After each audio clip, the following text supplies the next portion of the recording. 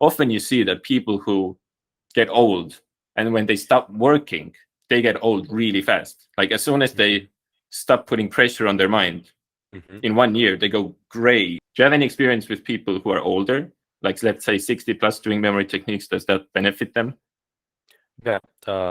Memory competitions actually have 3 age categories. There's this Japanese guy, I think he's 70 something, and I seen him win 9 gold medals at the World Memory Championship. And definitely age doesn't matter. Like if you're like 65 plus year old, then you think, oh, it's too late for me to learn memory technique. That is a false assumption. Anyone can learn it. If you can read a book and understand what it means, then you can learn memory technique. And there's actually a study, I think, people with Alzheimer's disease, when they did some memory techniques for a few months, and scientists took their brain MRI scan again, their Alzheimer's got a little bit better. Really? So it's been proven that practicing memory techniques actually does physical things to your brain. Like they did a research on like multiple individuals who never trained their memory before, and then they started doing daily training, like 20-30 minutes a day. After a few months, they retook their brain scan, and then one of the areas of their brain was actually bigger. So it's kind of like muscle. Like you go to the gym, you train your biceps like three times a week. After a few months, your biceps gonna grow. Yeah. The same thing. You train your memory, try to like focus, and then try to memorize faster. Try to push yourself mentally. A few months, and then your brain actually grows.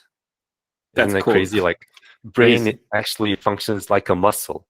Like just as you said, like after practicing like that one challenge, you can feel you understand, you have more understanding about how your brain works, right? It's like you go to the gym, you understand how your body works. I have to eat those kind of things. I have to get protein, carbs, this kind of nutrients, and then I have to like feel this pressure, and then I have to tear apart my muscle fibers, and then my muscle fibers fix itself. Then it grows. Like you understand how your body works. It's exactly the same thing as your brain.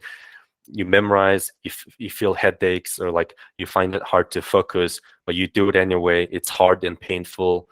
You rest for a few days, you do it, come back, try to do it again. Now it's not so hard anymore. And then you can feel it's getting easier on your brain. So your mental ability is actually getting stronger. You can actually feel it. And that's a great feeling. Yeah, go to the gym, you see progress. It's so motivating. You train your brain, then you see progress. You can actually feel it.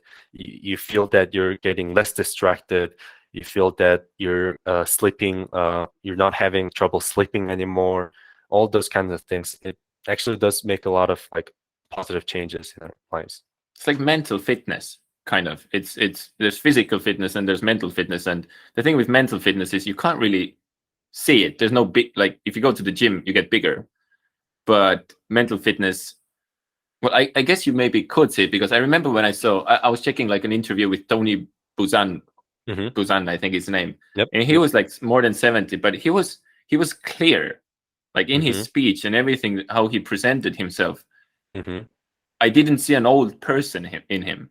And Dominic O'Brien as well is like they seem sharp, even though they're older, you know. And I think that's one of the things that I see, even with the people around me, like even with my parents or my grandparents. It's like it almost seems like that this part, or the memory, or anything related to your personality, just slows down once you stop giving it attention. It's like if you stop going to the gym, you're gonna get weaker.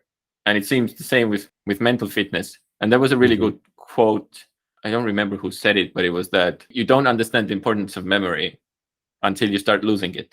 It was the guy that I think he had a world record also at some point from the States, and he started training after he saw his grandmother get Alzheimer's or something. Oh, Nelson Dellis. Yeah, him.